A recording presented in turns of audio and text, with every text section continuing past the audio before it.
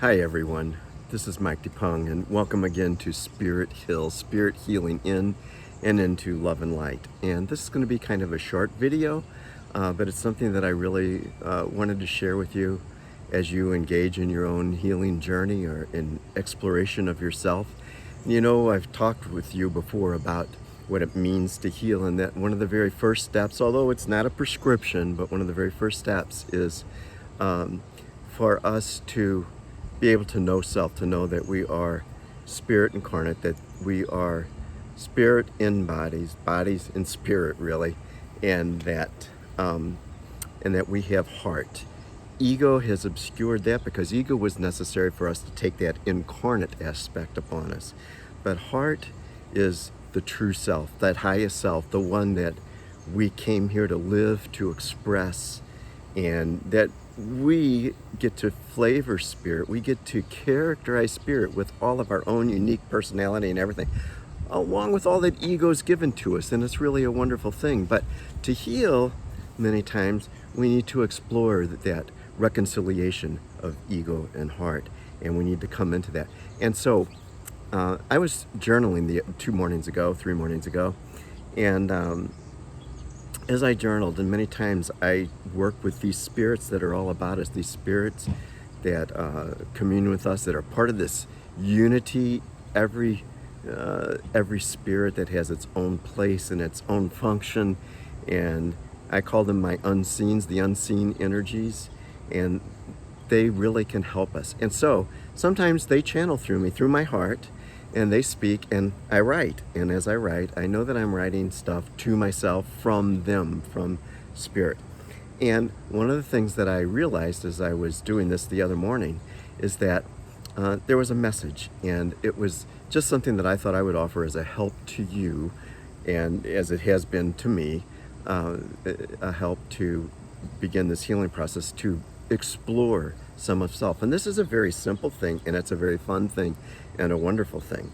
And so sometimes we can come to know ourselves through the eyes of others. Now, this only happens in rare instances, but it is something that can happen. These rare miracles can occur in everybody's life, many times if they're nurtured and cultivated. And so here's what I would like to share with you.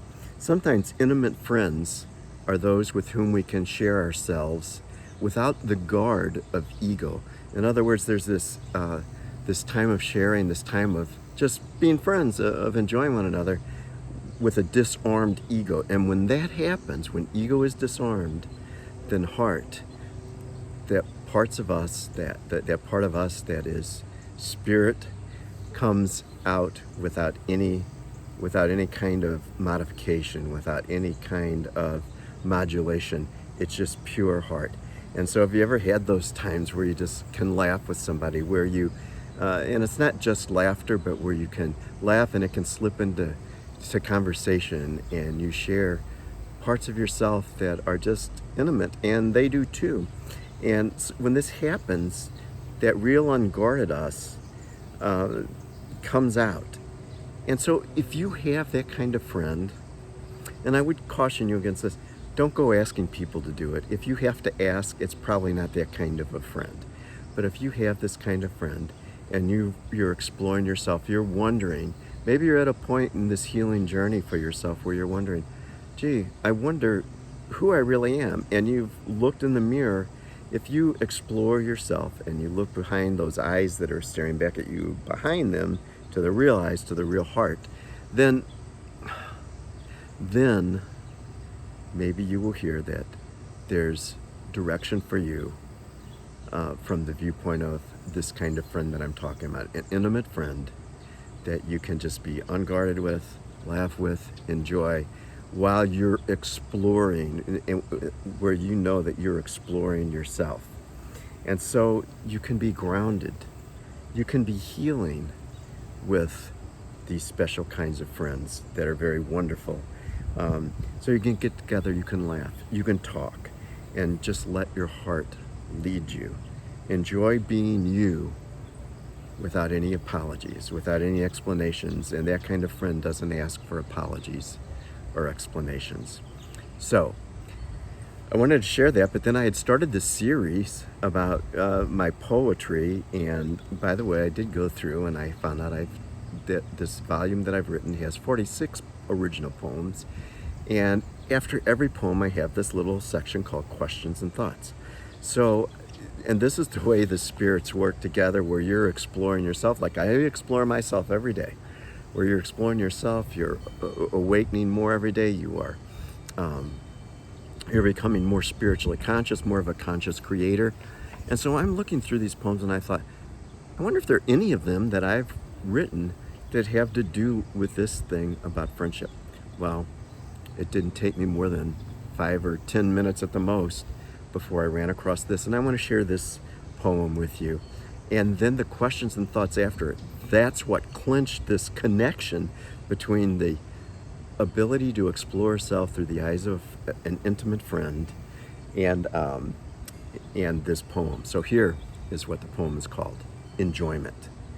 Textures of life layered while savoring a cool concoction, mezcal sunset. Perhaps one of my more profound discoveries from Mexico. Mezcal, the Mexican state of Oaxaca's version of tequila. A rich, smooth, smoky liquid warmth reminiscent of the climate of Oaxaca. A silky, pervasive heat felt to the ends of the toes. People of Oaxaca, smoothly cautious at first but warm up quickly. Added to orange juice and finished off with a splash of blackberry liquor. The sunset appears in glass and my backyard. I delight in this sippable reward of relaxation, draining tension, mellow thoughts at the end of a day of hot, gritty, satisfying labor. I think I feel mezcal sunset hinting. Trowel the texture of you onto here, now. That's the poem, and here are the questions and thoughts I had. And this is what cinched this connection for me. I enjoy life in varied expressions. A good drink, though, is best shared with a good friend. Do I have a friend who can help me know my quote-unquote texture? What do I take pleasure in today, appreciate, and delight in? With whom might I share myself this evening? How important are friends in the discovery and development of self?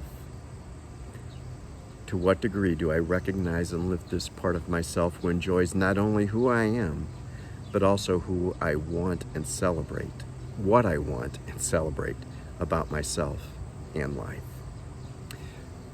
I hope this gives you a little food for a little food for thought, for exploring yourself, for discovering yourself.